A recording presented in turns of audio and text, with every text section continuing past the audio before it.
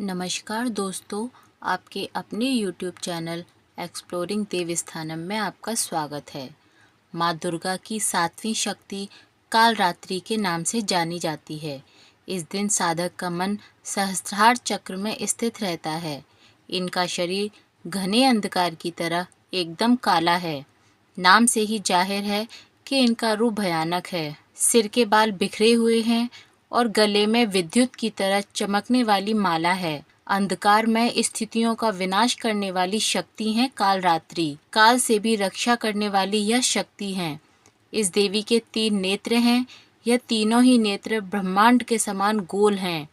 इनकी सांसों से अग्नि निकलती रहती है। यह गर्दभ की सवारी करती हैं।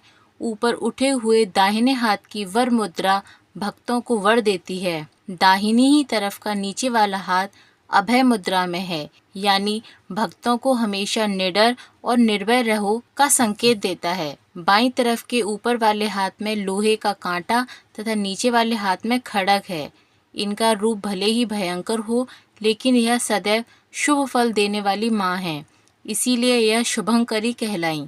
अर्थात इनके भक्तों को किसी भी प्रकार से भयभीत या आतंकित होने की कतई आवश्यकता नहीं होती।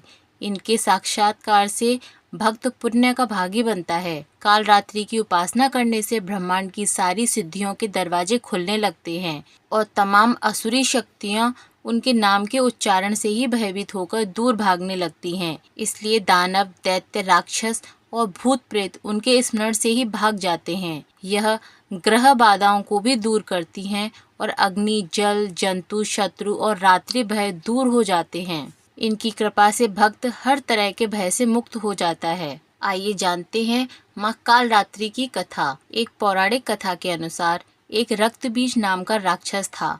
मनुष्य के साथ देवता भी इससे परेशान थे।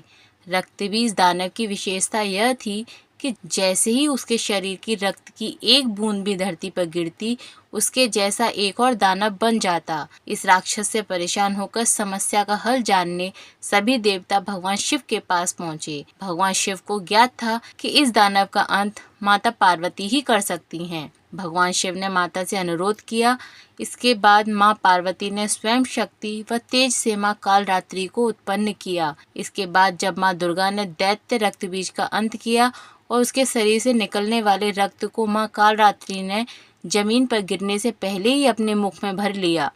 इस रूप में माँ पार्वती कालरात्रि कहलाईं। माँ कालरात्रि की आराधना का मंत्र है ओम जयंती मंगला काली भद्रकाली कपालिनी दुर्गा क्षमा शिवा धात्री स्वाहा स्वदा नमोस्तुते। माँ कालरात्रि को गुड़ व हलवे का भोग अवश्य लगाना चाहिए।